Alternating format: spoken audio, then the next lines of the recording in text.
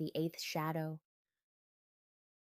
The woods breathed around them, a living thing with lungs of pine and shadow. Each footfall on the carpet of dead needles released a smell like Earth's memory, decay and growth intertwined, inseparable. Cindy felt the forest's weight pressing against her skin, seeping through her pores like ancient water through limestone, slow and inexorable. 21 years on this planet and you choose to spend it in the middle of nowhere. Marcus said, dropping his pack with a theatrical groan. Sweat had painted dark continents across his shirt, mapping the effort of the 3-mile hike from where they'd abandoned their cars. You love it. Cindy shot back, her smile cracking across her face like light through a prism. And he did. They all did. This was their place, had been since 7th grade when Jake's older brother had first brought them here, shown them the clearing where the trees formed a perfect circle, where the canopy opened just enough to let in starlight but not enough to feel exposed. 7 of them, like always. The sacred number, Jake called it, though he said it with that sideways grin that meant he was only half joking. 7 friends who'd survived puberty, heartbreak, college applications, and Marcus's unfortunate emo phase sophomore year. 7 who'd held each other through Sarah's parents' divorce, through Tommy's sister's cancer, through all the small apocalypses that threatened to tear teenage friendships apart but had only welded them tighter, scar tissue stronger than original skin. Rachel was already directing tent setup with the efficiency of someone who'd organized too many group projects. Jake and Marcus, you're together. Tommy and Nathan. Sarah and Lily.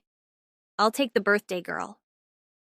Her voice carried that particular frequency of authority that made resistance feel childish.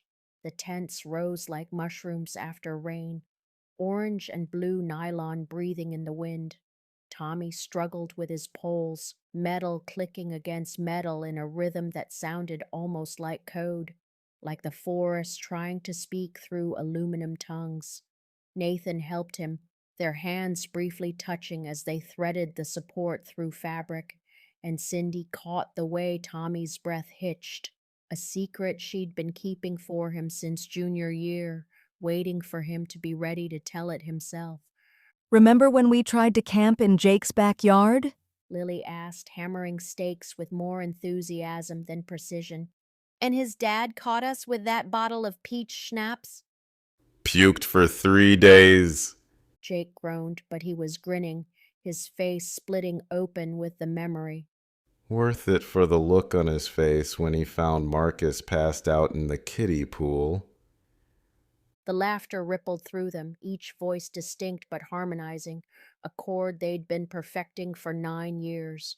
Sarah's hiccup laugh, Marcus's wheeze, Nathan's silent shoulder shake, Rachel's snort she always tried to suppress, Tommy's giggle that started high and descended into something deeper, Jake's bark that came from his belly, Lily's cackle that could wake the dead, and Cindy's own contribution, a sound like joy trying to escape through her teeth.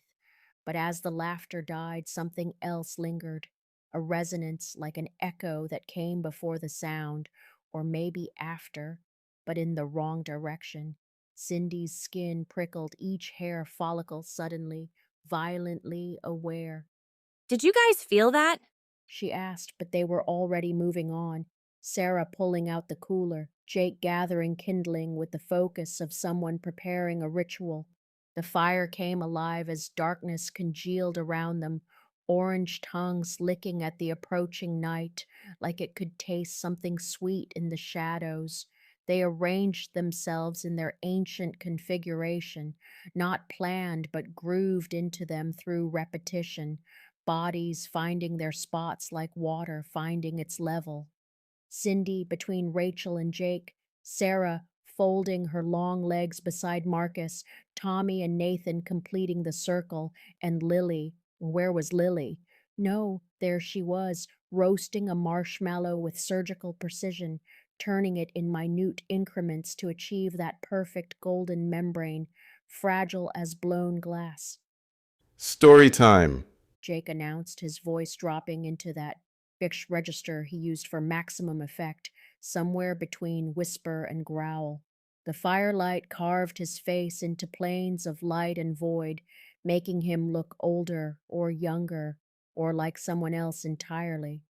Birthday girl's choice. The scary one, Cindy said immediately. The one you wouldn't tell us freshman year because you said we weren't ready. Jake's smile flickered like the flames. You sure? Once you hear it, you can't unhear it. It lives in you after. We're 21. Marcus scoffed, but his hand found Sarah's in the dark, fingers interlacing like a prayer. We can handle your campfire story. Pikes out. Jake leaned forward, and the fire seemed to lean with him, shadows bending in impossible directions. When he spoke, his voice came from somewhere deeper than his throat, pulled up from some ancestral well of dread. There's something that lives in these woods, older than the trees, older than the stones. The indigenous people who lived here first had a name for it that doesn't translate, but the closest word is the thing that wears faces.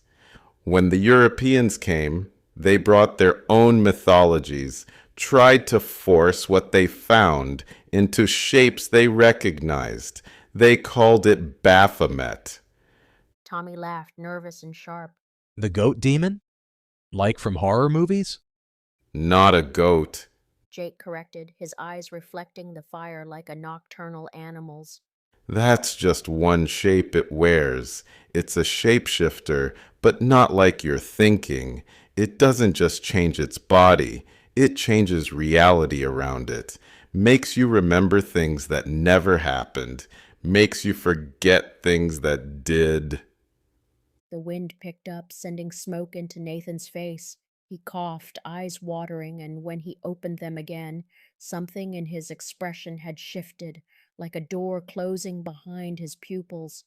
The old stories say it feeds on confusion, on that moment when you can't trust your own memory. It infiltrates groups, becomes one of them. Nobody notices because suddenly they've always been there. Your mind rewrites itself to accommodate the impossibility. That's fucked up. Sarah whispered, pulling her knees to her chest. The ritual sacrifice part is worse. Jake continued, his voice now barely above a whisper, forcing them all to lean in, to breach their own circles of safety. It requires children, not to kill them, but to hollow them out, wear them like clothing. It keeps them alive inside itself, conscious but unable to scream, unable to warn anyone that the thing wearing their friend's face isn't their friend at all. Okay, that's enough. Rachel said, but her voice cracked on the last syllable, authority crumbling like ash. The way you know it's near, Jake finished, is the count. It can hide itself, make you see what it wants, but it can't hide its presence entirely. Count your group. Count again. The number will be wrong, but you won't be able to figure out why. Silence settled over them like sediment in still water, heavy and opaque. Then Lily laughed, bright and sudden. So we just count ourselves. Easy. 1, She pointed at herself, then around the circle. 2, 3, 4, 5, 6, 7, 8. The word hung in the air like a struck bell, reverberating long after it should have faded. Wait. Lily said, her finger still extended, pointing at nothing, at space between Tommy and Nathan where nobody sat, but where her finger had found something to count. That's not. Count again. Marcus said, his voice tight as a wire about to snap. They counted, silently this time, fingers pointing, lips moving. 7. They counted 7. You miscounted. Rachel said, but uncertainty had crept into her tone like water into a foundation, weakening everything built on top of it. Let's do it out loud. Cindy suggested, though her mouth had gone dry, tongue sticking to her palate like it was trying to prevent her from speaking. Everyone say their own name when I point. Rachel. Rachel. Jake. Jake. Sarah. Sarah. Marcus. Marcus. Tommy. Tommy. Nathan. Nathan. Lily. Lily. And me, Cindy. That's 7. But even as she said it, something felt wrong, like a puzzle piece forced into the wrong space. Her finger had moved 8 times. She'd pointed at 8 bodies, but she could only remember 7 names. Who's that? Tommy asked suddenly, pointing at who? Someone was sitting between Nathan and Lily, had always been sitting there. Cindy could remember them arriving, could remember them in the car, singing along to that playlist Marcus made, could remember them helping set up the tents, but the memories felt thin, like projections on smoke. That's... Rachel started, then stopped, her face contorting with the effort of trying to capture something that kept slipping away like mercury through fingers. I'm Alex. The person said, and their voice was familiar, so familiar, woven through 9 years of memories that suddenly bloomed in Cindy's mind like ink in water. Come on, guys, this isn't funny. We've known each other since 6th grade. Rachel, remember when we did that science project on volcanoes and it exploded all over Mrs. Peterson's desk? Rachel's eyes widened with recognition. Oh my God, yes! The baking soda went everywhere and... No. Jake said, standing abruptly. No, that was me. I did that project with you. You both did, Alex said reasonably. It was a group project. Jake, you added too much vinegar and I tried to stop you, but... The memory crystallized in Cindy's mind, perfectly clear.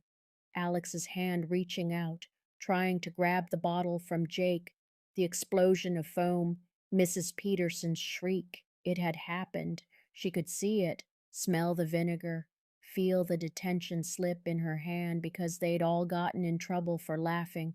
But underneath that memory, like a palimpsest, she could feel another version, just Jake and Rachel. No Alex. The memory with Alex felt newer, its edges too sharp, like a fresh cut that hadn't yet scarred over. We need to count again. Nathan said, his voice vibrating with barely controlled panic. They counted. 8. Always 8. But when Cindy tried to focus on who was the 8th, her attention slid off like water from oil. Her eyes could see 8 bodies, but her mind could only hold 7 names. And the harder she tried to reconcile the discrepancy, the more her thoughts began to fray, neural pathways misfiring like a computer virus eating code from the inside. It's Sarah, Marcus said suddenly. Sarah's the extra. When did Sarah show up? I don't remember her in middle school. What? Sarah's face went pale, the blood draining so fast Cindy could watch it happen, could see her capillaries constricting. Marcus, we've been dating for 3 years. We went to prom together. I held your hair when you got food poisoning from that sketchy taco truck. The memory was there, fully formed. Sarah's hands cool on Marcus's forehead, the bathroom tile, the way she'd sung to him softly to distract from the misery. But Marcus was shaking his head, backing away from her. No, that was Rachel who helped me. Rachel, you remember, right? But Rachel was staring at Tommy. When did Tommy get here? Guys, I don't think Tommy was with us when we left. I think he just... appeared. I drove. Tommy protested, his voice cracking like he was 13 again. Nathan was in my car. We listened to that true crime podcast the whole way up. Nathan nodded eagerly, but his eyes were glazed, unfocused, like someone reciting lines they'd just memorized. Yeah, the one about the missing hikers. Episode 43. There is no episode 43, Lily said slowly. That podcast only has 30 episodes. I've listened to them all. The fire popped, sending sparks spiraling into the darkness, and in that moment of brightness, Cindy saw something that made her stomach fold in on itself like origami made of meat.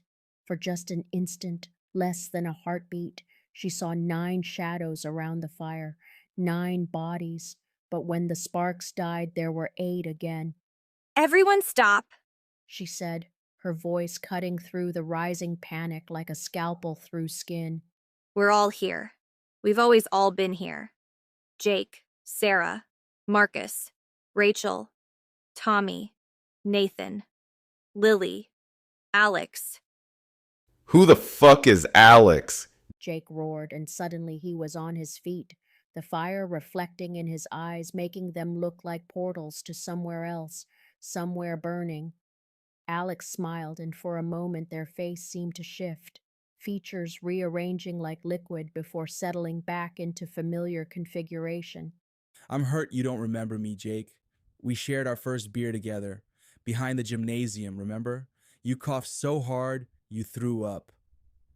The memory slammed into existence, so vivid Cindy could taste the cheap beer, feel the rough brick of the gym wall against her back as she watched Jake and Alex pass the bottle between them. But no, that was wrong. She hadn't been there. Had she? The memory felt both real and impossible, like deja vu in reverse, remembering something that hadn't happened yet or had happened in a different timeline that was bleeding through. Count off. Rachel commanded, her voice steady despite the tears streaming down her face. Everyone count off. Say your name and one memory from 6th grade. A real memory. Something we can verify. 1, Cindy started. Cindy, I broke my arm falling off the monkey bars and you all signed my cast.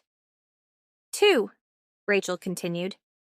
Rachel, I got the lead in the spring play and forgot my lines opening night. 3, Jake said. Jake, I got suspended for putting a frog in the principal's coffee. 4, Sarah's voice shook. Sarah, I transferred in from Washington in October. 5, Marcus, I failed my first algebra test and cried in the bathroom. 6, Tommy whispered. Tommy, I won the spelling bee but threw up on stage from nerves. 7, Nathan. I broke my glasses playing dodgeball and had to wear tape on them for a month. 8, Lily. I got my first period during gym class, and Cindy gave me her sweatshirt to tie around my waist. They stopped. 8. They'd counted 8. But that's everyone. Rachel said, her voice small, childlike. That's all of us. There's no one else here. Count the shadows. Jake said suddenly, his voice hollow as a dead tree. Count the shadows. They turned to look at the ground, at the dark shapes the fire threw behind them. 1, 2, 3, 4, 5, 6, 7, 8, 9. 9 shadows for 8 people. The 9th shadow didn't correspond to any body, seemed to exist independently, cast by nothing, a void in the shape of a person that moved when they moved, gestured when they gestured, but belonged to no one. Oh God, Sarah whimpered. Oh God, it's here. The thing from the story. It's already here.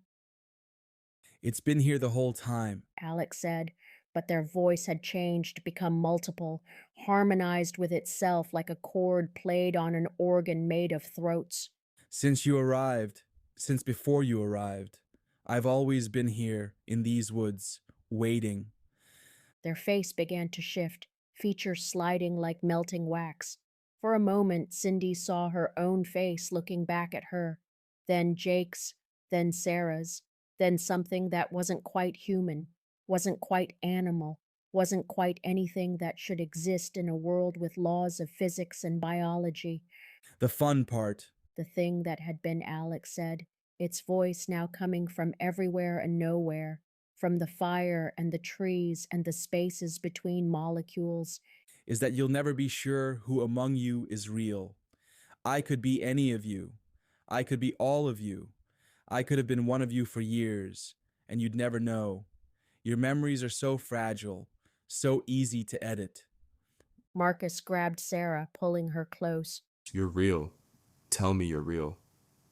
I'm real. She sobbed, but even as she said it, Her features flickered just for a moment, like a TV changing channels. Count again, Rachel whispered. Please, just count again. They counted. 7. There were 7 of them around the fire. Alex was gone, had never been there.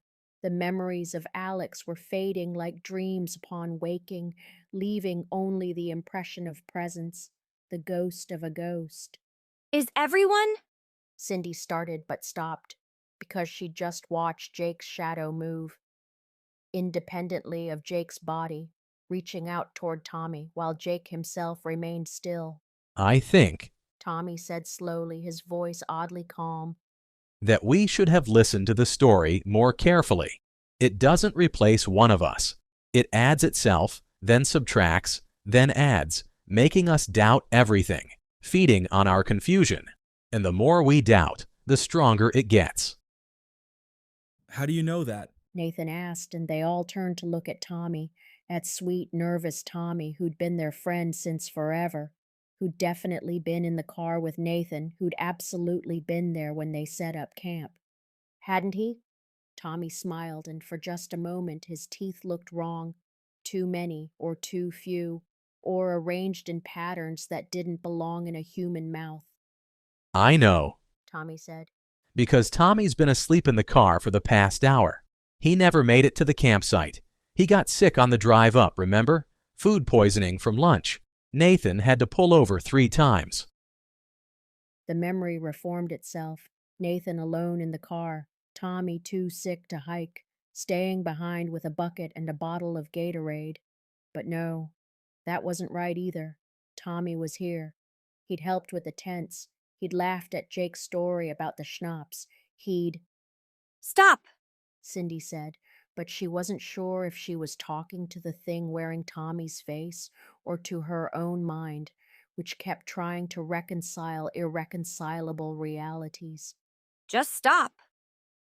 The birthday girl wants me to stop. Not Tommy said, and suddenly it was standing, moving with liquid grace that Tommy's actual body could never achieve.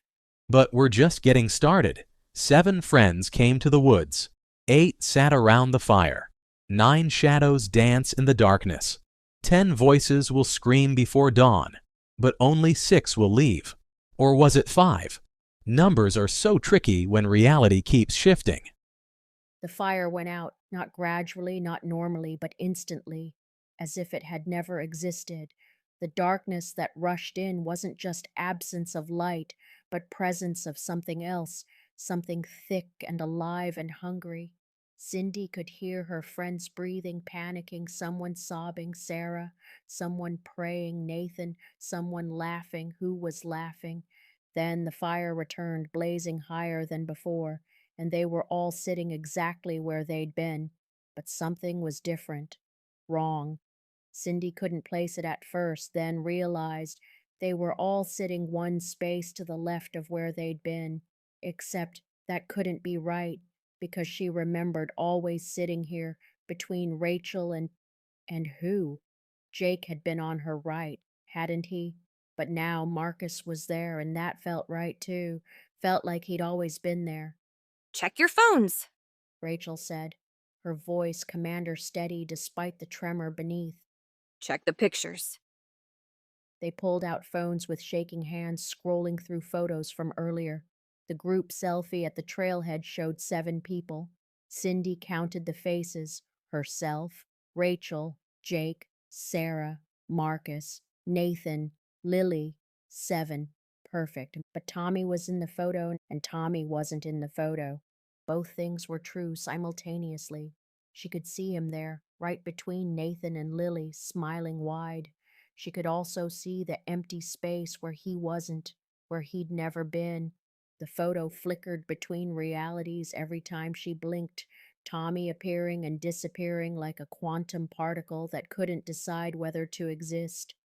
My turn for a story, The thing said, and now it wasn't wearing Tommy's face, but no face. All faces. Every face they'd ever loved or feared or forgotten. Once upon a time, 7 friends went camping for a birthday. But birthdays are transitions, aren't they? 21 especially. The death of childhood, the birth of something else. Such a perfect number for a sacrifice. We're leaving. Jake said, standing, reaching for his backpack. Right now. Everyone grab your stuff. Leaving. It laughed with 8 voices, 9 voices, a dozen. But you just got here. You haven't even cut the cake. There was a cake. There had always been a cake. Cindy could remember Rachel bringing it, hiding it in the cooler, chocolate with strawberry filling, her favorite since childhood. But Rachel hadn't brought a cake. Had she? The cake sat in the center of their circle now, 21 candles already lit, casting shadows that didn't match the bodies they should belong to. The frosting read, "Happy Birthday, Cindy." But as she watched, the letters rearranged, "Happy Birthday, Alex," then "Happy Death Day, Tommy," then symbols that hurt to perceive, that made her eyes water and her nose bleed. Make a wish, Everyone said in unison, but Cindy hadn't seen their mouths move. Or had she? Their faces kept shifting, features sliding between familiar and wrong, like looking at loved ones through water, through fire, through time itself. She looked around the circle, counting 7, 8, 6, 9, 5, 12, 3. The number wouldn't hold still, wouldn't resolve into anything that made sense.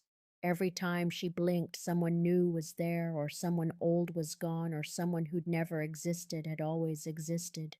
The wish. The thing said, now wearing Cindy's own face, sitting directly across from her, mimicking her movements perfectly. Has already been made. 9 years ago, when you first came to these woods. 7 children playing at being teenagers, wishing to stay together forever. And I heard you. I answered. You've been coming here every year since, don't you remember? This is your 9th birthday in these woods. Number. That was wrong. This was their first time back since Jake's brother had shown them.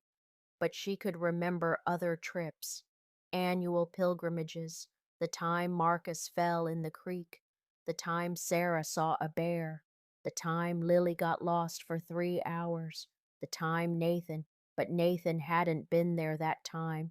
Or had he? The memories layered like transparencies, each one true, each one false, creating a composite image that showed nothing clearly. We never came back, Rachel said, but her voice wavered with uncertainty. Jake's brother died that summer. Drunk driving accident. We never came back because it hurt too much. Jake doesn't have a brother, Jake said, and the wrongness of the statement, the impossibility of Jake referring to himself in third person, made Cindy's reality hiccup like a skipped heartbeat.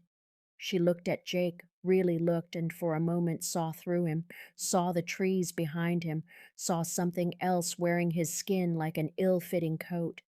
Then the moment passed and it was just Jake, her Jake, the boy who'd kissed her behind the portables in 8th grade and never mentioned it again, the boy who'd held her hair during her first hangover, the boy who'd... Had that been Jake? Or Marcus? Or someone else? Someone whose name she couldn't quite remember, but whose face was as familiar as her own reflection. time to count off one last time. The thing announced, and now Cindy couldn't tell who was speaking, couldn't differentiate between her friends and the presence that had infiltrated them, infected them, become them. For the birthday girl. 1, Someone said, but Cindy couldn't tell who, couldn't even tell if it was one voice or all voices or no voice. Just the sound of wind through leaves shaped into words. 2, And was that her own voice? Was she counting herself? 3, Definitely Jake, but Jake was also saying 4 and 5, his mouth moving out of sync with the numbers, with reality, with time itself. 6, Sarah sobbed or maybe laughed, the sounds interchangeable in the dark between heartbeats. 7, They all said together, a perfect chorus, and for a moment everything was clear. 7 friends around a dying fire, celebrating a birthday, telling scary stories, normal, safe, Real. 8. Something whispered and the illusion shattered. Cindy ran. No thought, no plan, just animal instinct flooding her system with electricity, sending her crashing through underbrush, branches tearing at her clothes, her skin, her certainty.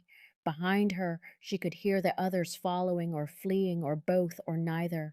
Their footsteps multiplied, divided, became a mathematics of terror that didn't resolve into any answer that made sense. She burst into a clearing, the same clearing, their clearing, the fire still burning, her friends still sitting in their circle, but she was also among them, sitting between Rachel and Jake like she'd never left. She could see herself from outside herself, could feel herself in two places at once, running and sitting, screaming and laughing, 21 and 12, alive and Happy birthday.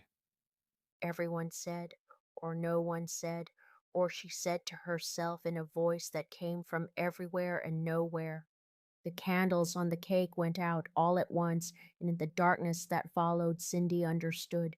They'd never left these woods, not 9 years ago, not ever. 7 children had gone camping, but children were such perfect vessels, so easy to hollow out, to wear, to become. The thing in the woods had kept its promise. They would be together forever. 7 friends who'd never grow apart, never change, never leave, except there had always been 8. Or was it 9 now? She tried to count, but the numbers kept shifting, and she couldn't remember if she was counting her friends, or the shadows they cast, or the voices in her head that all sounded like her own voice reflected back through broken mirrors. The fire blazed back to life, and Cindy was sitting in the circle again, had never left, would never leave. Her friends' faces turned toward her, all smiling, all wrong, all perfectly familiar. Time to cut the cake. They said with her voice, and she said with theirs, and the knife was already in her hand, had always been in her hand, would always be in her hand. She cut, and the cake bled strawberry filling that looked too much like blood in the firelight. But that was just the story getting to her, just Jake's tale about Baphomet spinning cobwebs in her mind. There was no shape-shifter, no thing in the woods, just 7 friends who'd been 8, who'd always been 8, who would be 8 forever and ever and ever. Make a wish. She told herself, or someone told her, or everyone told no one. She closed her eyes, but she could still see, through 7 pairs of eyes, 8, 9, a dozen, seeing herself from every angle, every possibility, every timeline where they'd come to these woods and never left. When she opened her eyes, she was alone. The fire had burned down to embers. The tent stood empty, and dawn was breaking through the trees like light through a prism, splitting the world into component colors that shouldn't exist. Her phone showed 17 missed calls from Rachel's mom. The texts started confused, became worried, transformed into frantic. 7 kids had gone camping 3 days ago. Only 6 had come home. But that wasn't right. Cindy was here. She'd always been here. She was the 7th. Except when she looked at her hands, she could see through them, see the forest floor beneath, see the truth that her mind kept trying to edit out of existence. She was the 8th. She'd always been the 8th. The thing wearing her memories smiled with her mouth, stood with her legs, walked with her body back toward the trail where 6 friends were waiting, had always been waiting, would always be waiting.